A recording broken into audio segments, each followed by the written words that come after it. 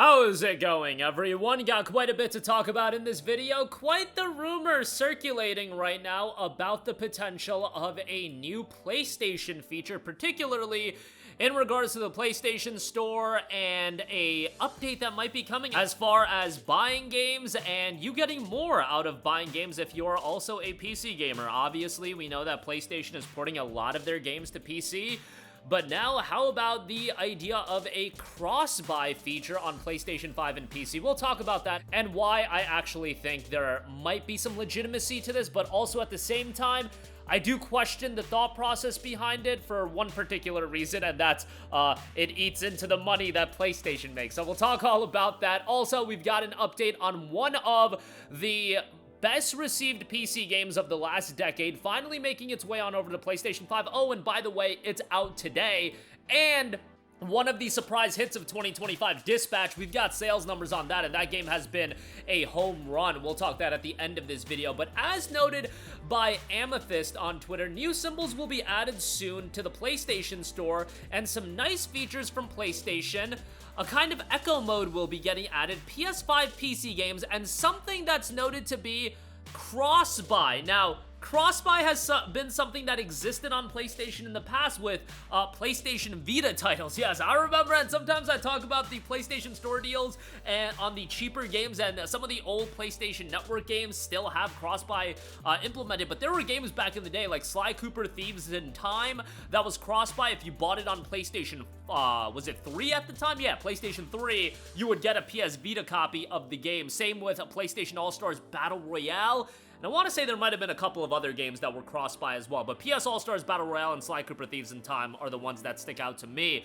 Cross-buy this day and age would be relevant to PlayStation 5 and PC, but there is also the speculation of, you know, there's the idea of the PlayStation 6 handheld. Could it be something where you buy the game on PlayStation 5 or PlayStation 6 and it would be running on the handheld as well? That could be something that cross-buy could be referencing. I would have to imagine it more so would lean on PS5 and PC, and remember that the trophies on PlayStation 5, like for Ghost of Tsushima, for Spider-Man 2, all of those games have the trophies unified. So if you link your PlayStation account, you get trophies across both platforms. There aren't separate trophy lists, and the trophies you get on PC unlock on PlayStation 5 as well. So they do kind of try to unify that ecosystem. Now, the idea of them offering a Steam copy would be great, but I also wonder if this means that PlayStation will try to launch their own storefront. I honestly think that would be dead on arrival. We've just seen over and over again this song and dance play out.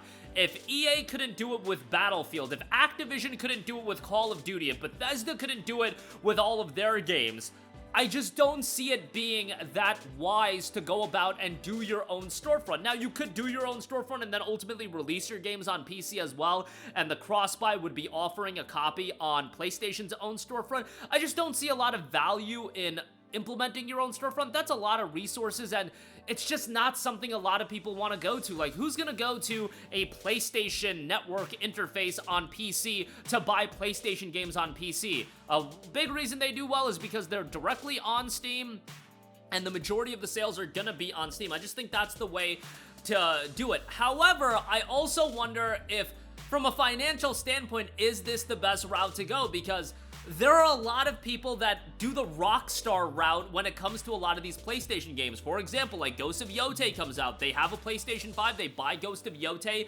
on PlayStation 5, and ultimately they'll double dip on PC, they'll buy it again on PC as well. And I think PlayStation games are some of the games that people will do that because they are at a high quality level. Like, people view God of War, Spider-Man, Ghost at that quality level where it's like, okay, I will double dip on this game because I want to play it right away when it comes out on PlayStation, but then I want to play it on PC. Are you lessening the potential sales of a game? But, you know, you do a solid for the consumer, and building consumer goodwill, that does go a long way. It's just, I don't view Sony in a position these days, and maybe that's me being a big pessimist of wanting to build a lot of consumer goodwill. I just don't see a lot of that from them, but hey, implementing cross-buy, I think that would be great. And also, it would be great in the standpoint of let's say Ghost of Yotei comes out and you have it on PlayStation 5, and then when it ultimately comes out on PC a year, 16 months after the fact, you get a copy of that for free. Now that's probably, like, I don't know. I don't know if they're gonna be doing all that, and I feel like that is me,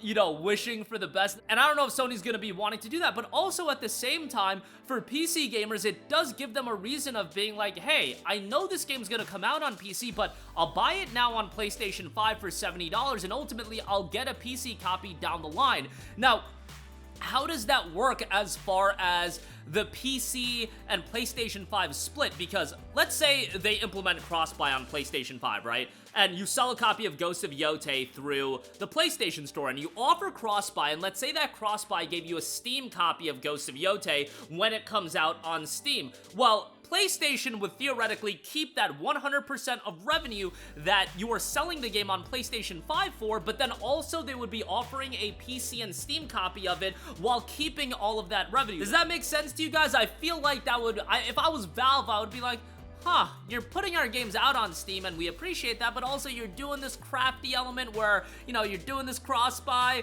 and you're keeping all the revenue on PlayStation, but, you know, you're still giving people a Steam copy of the game. I could see Valve being okay with it in the sense of PlayStation, they release their games on Steam. They could work out a deal. They can figure it out when you're talking about entities like PlayStation and Valve working together. This isn't gonna be something that you need to move heaven and earth. They'll figure out a deal, and they can figure out something that would make it worthwhile for both parties. And for the consumer, obviously, it would be incredibly worthwhile, and I would actually think it may incentivize some PC gamers to be like, hey, there's a lot of PlayStation IPs I like. I'll buy those games on PlayStation. I get a PC copy on the back end, and I do feel like there is this element of when these games come out on PC, the Tsushimas, the God of Wars, they do lose a lot of luster. We've seen that over and over again with these delayed PC releases, but if at one point in time you're just offering these games as a benefit to buying the PlayStation 5 copy, I think there would be a lot of PC gamers that would end up buying the copy on PlayStation, playing it on there, but then also, hey, they're incentivized to buy it on PlayStation because they're getting this copy on PC. I just think it could be a W in a lot of regards, but I could also understand the position of being against it, and there would be that territory of if it's a Steam copy, you might have to work something out with Valve, but that might be a bridge that's easily built. Like, I don't see that being too difficult and figuring out something that would benefit both parties, but we'll see how that turns out. Hopefully, they get something done, because I think people would be ecstatic about something like that. Could you imagine if, like, Helldivers 2 came out, and Helldivers 2, you bought it on PC or PlayStation 5, and you got, you know, if you bought a PlayStation 5 copy, you got a Steam copy right away, or vice versa? That would be fantastic, instead of double dipping on games. That's one thing I hate, and I get it. People are gonna double dip on Grand Theft Auto 6 all day, and, you know, they make a lot of money doing that, but for the consumer's sake, it would be great if they didn't have to double dip. But yeah, we'll see how all of that turns out. Alright, speaking of PC and PlayStation, one of PC's best received games of the last decade, and really of all time, Satisfactory is available now on PlayStation 5. This went a little bit under the radar, but it's an incredibly well-received game. 122,000 reviews, 97% positive reception on PC, a 91 on Metacritic, a first-person open-world factory-building game with a dash of exploration and combat. Play alone or with friends, explore an alien planet, create multi-story factories, and enter conveyor belt heaven. This is a game with a ton of replayability, and it's a game that I know people that have sunk hundreds and hundreds of hours into the game. You've got an open world, explore the huge 30-kilometer squared alien planet that is a Massage 2 with its unique fauna and creatures, cooperative play, factory building, customization, and vehicles all there. That is available now on PlayStation 5. Again, one of the best received PC games in recent memory. Good to see that being available on PS5 a year after its PC release, but hey, better late than never, and great to see that on PS5. And also, Ad Hoc Studios Dispatch, what a coming out party for this game, as it's being received incredibly well, and the game has cracked over 1 million copies sold. They actually put out a pretty funny tweet. 2 days, 80 million copies sold. Would have been nice. We sold 1 million in 10 days, though. Still pretty good. Yeah, 80 million ain't gonna happen, but A million copies for Dispatch is great, and hopefully this sets up a season 2 for the game because it seems like a lot of people are enjoying it. I have it downloaded. I'm definitely going to be checking it out. It's just, there's a lot to play right now. It's always the problem. You guys know what the problem is all the time. There's so many games in the backlog after a billion games just came out, but this is one that has really had a coming out party, and good to see all of its success. It's been a great year for a lot of these games to just come out of left field and do incredibly well, and Dispatch is the latest one like that. And if you're into episodic adventures with a little bit of comedy, probably something you want to keep on your radar. But that'll do it for me. Again, a major feature looks to be coming to the PlayStation Store, potentially a cross-buy feature. That could be big, especially depending on how it's implemented and what exactly it means. I think there would be some hurdles in terms of, you know, offering a Steam copy, but I'm sure, like Valve and PlayStation, they can figure it out. They're entities that, you know, they could benefit each other, and I think it would make a lot of sense to get that done. Satisfactory available today on PlayStation 5. Fantastic to see one of the best received PC games now available on PS5. And Dispatch, what a coming out party for that game, selling over 1 million copies there. That'll do it for me. Let me know all of your thoughts in the comments section down below. Sound off there. Thank you for watching, and goodbye. Hey guys, we hope you enjoyed the video, and if you did, make sure to hit the subscribe button, and if you're already subscribed, do us a favor and hit the bell icon. This way you'll be notified whenever we post a new video. That's the best way to keep up with all of our uploads, and we usually try to upload 2 videos a day. And with the bell icon hit, you'll be notified whenever we do upload a video. As always, thanks for watching.